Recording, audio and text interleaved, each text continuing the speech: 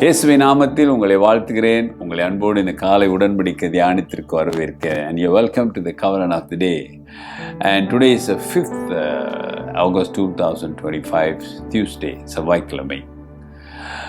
Mark சுவிசேஷத்தை நாம் பார்த்து கொண்டு வருகிறோம். மார்க்கு சுவிசேஷத்திலிருந்து அவர் யார், அவர் வந்த நோக்கம் என்ன, அவர் என்ன செய்கிறார், அவருடைய வல்லமைகள் எல்லாம் பார்த்து கொண்டு வரும். இப்பொழுது சீஷர்களை தேர்ந்தெடுக்கிற சம்பவத்துக்கு நாம் வந்திருக்கிறோம்.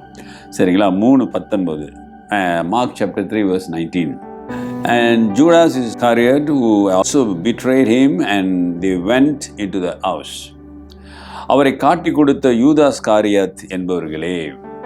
இதுக்கு மேலே பார்த்தீங்கன்னா சீஷர்களுடைய பெயர்கள் வருகிறது.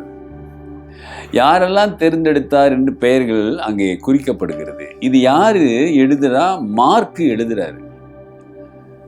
The author of this gospel is Mark. இந்த மார்க் எழுதும் பொழுது ஏசாமி ஒவ்வொரு சீஷர்களை தெரிந்து கொள்கிறாரு, பெயர் சொல்லி தெரிந்து கொள்கிறார். சரி, அந்த பெயர்லாம் வருது. ஆனால் கடைசியாக யூதாஸ் காரியத்தை தேர்ந்தெடுக்கிறாரு. அவர் பேர் வரும்பொழுது இந்த மார்க்கு சுவிசேஷத்தை எழுதினவர் ஒரு இன்ட்ரடக்ஷன் கொடுக்குறார். யாருக்கு? மார்க்குக்கு. என்ன இன்ட்ரடக்ஷன்? அவரை காட்டி கொடுத்த யூதாஸ் காரியத்தை, who also betrayed him.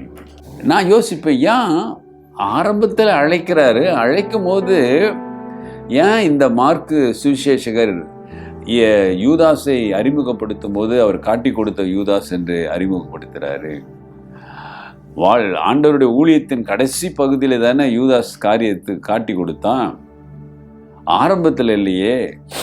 ஏன் அவன் பேரை ஆரம்பத்திலேயே அந்த காட்டி கொடுத்த யூதாஸ் தான் இந்த ஆளு அப்படின்னு அவர் சொல்றாரு.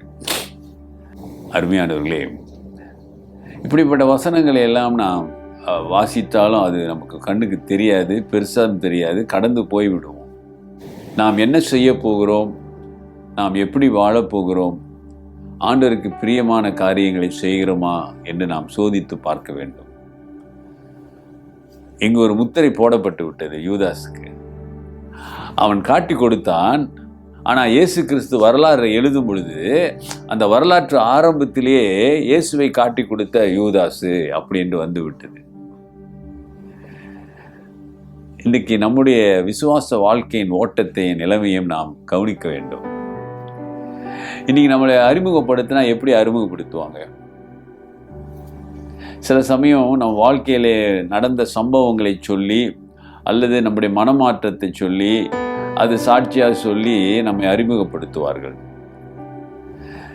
சிலருக்கு இவர் யாருன்னு தெரியாது, யாரு தெரியுமா அப்படின்னு அவரை தெரியப்படுத்துவதற்காக சிலவற்றை சொல்லுவாங்க. To introduce someone, if they don't know, they try to what you call ஏதாவது அவரை பற்றி சொல்லுவாங்க.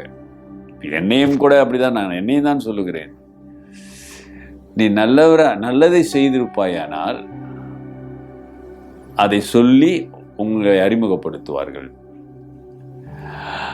அப்படி உன் வாழ்க்கையில தீமைகள் நடந்திருக்குமானால், அது தீமையை செய்திருப்பாயானால், விரோதமான காரியங்கள் செய்திருப்பாயானால் அதை சொல்லி உன்னை அறிமுகப்படுத்துவார்கள்.